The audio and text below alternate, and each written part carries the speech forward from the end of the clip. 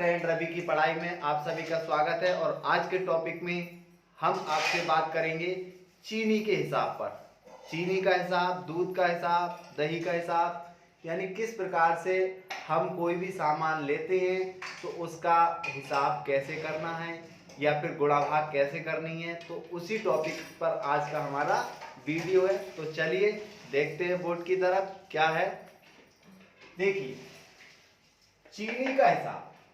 रामू ने दुकानदार से 1 किलो चीनी 12 रुपए 50 पैसे प्रति किलोग्राम की दर से खरीदी। यानी किस रेट से खरीदी? 12 रुपए 50 पैसे की दर से खरीदी। यदि रामू को 10 किलो चीनी और लेनी हो तो रामू को दुकानदार के लिए कितना पैसा देना पड़ेगा? तो 1 किलो चीनी, तो हम क्या करेंगे, हमें ये पता है कि 1 किलो चीनी का प्राइस कितना है? 12 रुपए 50 पैसे। तो हम लिखेंगे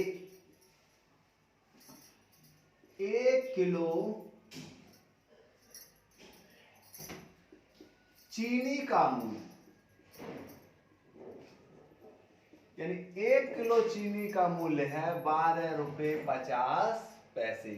अब आप यहां पे देखिए, रामू ने ऑलरेडी 1 किलो चीनी खरीद ली, यानी 1 किलो चीनी उसने खरीद ली।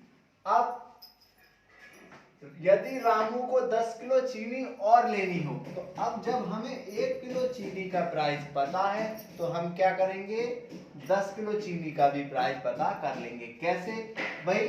1 किलो चीनी का मूल्य 12.5 रुपए है। ऐसे मान लो कि एक टॉफी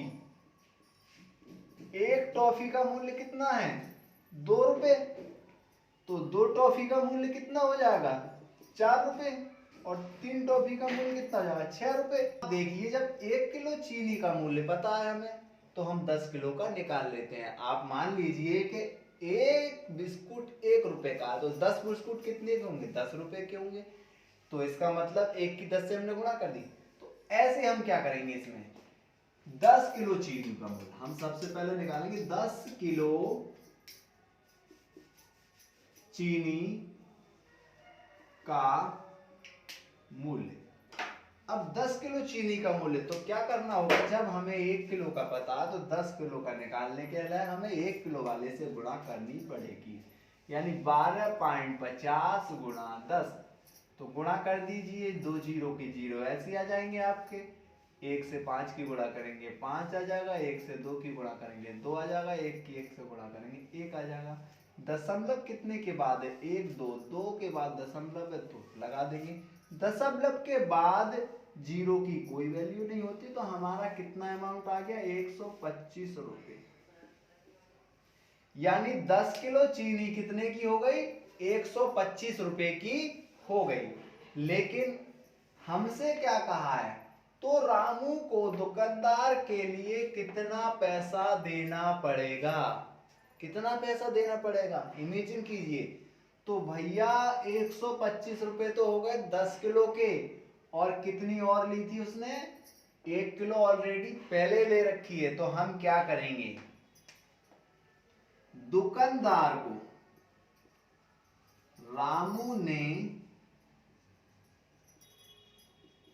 दुकानदार को दिया पैसा। रामू ने दुकानदार को दिया पैसा। कितना पैसा दिया? तो पहले तो 1 किलो चीनी, क्या आ जाएगा? 1 किलो चीनी का मूल्य प्लस 10 किलो चीनी का मूल्य। 10 किलो चीनी का मूल्य। भाई 2 बार लिया था, एक बार उसने 10 किलो ली और शुरू में 1 किलो ली। पहले 1 किलो ली, पैसे तो उसके भी नहीं दिए, तो इसका मतलब हमारे 1 किलो ही है और 10 किलो ही है। तो टोटल कितनी हो जाएगी? 11 किलो। 1 किलो चीनी का मूल्य 12 रुपए 50 पैसे और 10 किलो चीनी का मूल्य कितना हो गया? यानी कि 125 रुपए। तो टोटल को हम जोड़ देंगे तो कितना हो जाएगा? 50 पॉइंट, 5 और 2 7 और 1 और 1 2 और 1 3 और 1 और 1 सिंगल 30 रुपये। यानी कि पॉइंट के बाद की संख्या हमारी ऐसी आ गई, 0 का 0, 5 का 5, 5 और 2 7 और 2 और 1 3 और 1 का 1। यानी कि रामू जो है दुकानदार के लिए 137 रुपये 50 पैसे अदा करेगा। कितनी चीनी के लिए?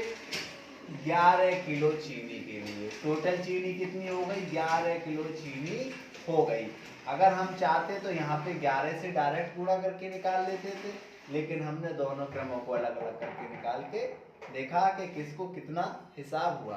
तो इस प्रकार से भाइयों आप अपने घर के हिसाब भी लगा सकते हैं। किसी भी प्रकार के घर में हिसाब होता है तो उस प्रकार से मैथ का यूज होता है। तो आज हमने इसी टॉपिक पर आपके लिए बताया था कि किस प्रकार से मैथ का उपयोग हमारे घरेलू जीवन में या घरेलू सामान को खरीदने में होता है। तो इसी प्रकार के सवालों में हमारे मैथ का यूज होता है और इसी प्रकार के और भी आगे आपके लिए वीडियो लाते रहेंगे।